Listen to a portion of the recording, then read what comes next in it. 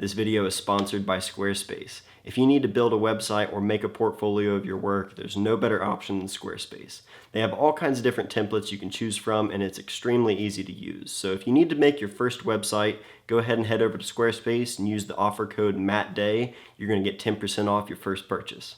What's up guys, Matt Day here, and today I'm going to be talking about the 35mm focal length and the 50mm focal length and why I chose these two focal lengths to work with and why I basically would choose one over the other given whatever it is I'm shooting. And this is something that people are always asking about. There have been a few questions on a couple of my recent videos where I've been talking about these two cameras and these two lenses, and I get the question all the time on Instagram because people are always asking, was this photo shot with the 35 or the 50? And, when I tell them, they say, okay, well, why did you choose that lens versus the other?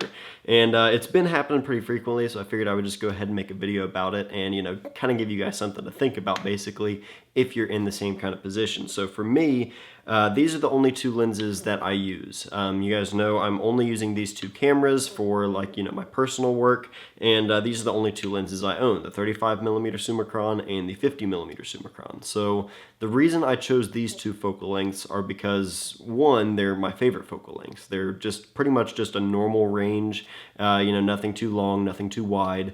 But the reason I chose these two together is basically for the sake of consistency, because a lot of people, especially if they're getting two lenses for like an M-mount camera, they'll want something wide and then they'll want something longer. So oftentimes you see people go with a 28 and a 50 instead of a 35 and 50, because a lot of people find that 35mm and 50mm are too close, so it doesn't make sense to have both of those lenses. And I totally understand that. And I think that's the reason actually why I got the two lenses, was because they're very close together. There's a very subtle difference, but that's what I like about it, because I want to have a consistent look. I don't want to have, half of my images look like they're shot with a wide lens, and then the other half of the images have, a normal range to it. A 35 and a 50 are close enough to where there's still a consistent feel if you look at all the photos, together. So that's one big thing for me, just the sake of consistency. But on top of that, they do each have kind of their own strengths and their own uses. And for me, that's when I kind of come down to choosing which one I'm going to use for, what I'm going to be doing that day. So typically I only carry one lens throughout the day. I don't always have a camera bag on me. Oftentimes I just have the camera kind of just resting or, hanging across my body. I'm always carrying a camera. So I don't want to carry around, one of these cameras or one of these lenses in my pocket, and I don't want to carry around a camera bag at all times. So for me, it just makes sense to only carry one lens. And it really depends on what it is I'm going to be doing or what I'm planning on taking photos of. But 99% of the time I grab my 35mm lens, just because to me it's extremely versatile. This lens does have, its strengths, and so does the 50mm, and we'll get into that. But to me, the 35mm is just really, really versatile. For me, I like having the option to, include a lot of elements of the scene wherever I'm at. I think that's a great way to, kind of help tell that story. You don't want to have, just one, basically, one aspect of the photo, in the frame. You want to have a lot of different things going on, not always, but, for me, I like to have stuff in there to help tell the story, if that's what I'm going for. So for me, the 35mm lens is great for that. Between the two lenses, you're going to be able to have, a larger depth of field on a 35mm versus the 50, just because that's the way lenses work. I would have a longer depth of field at f5.6 than I would on the 50mm, a larger depth of field. And you can obviously still stop the lens down on the 50 and get a large depth of field.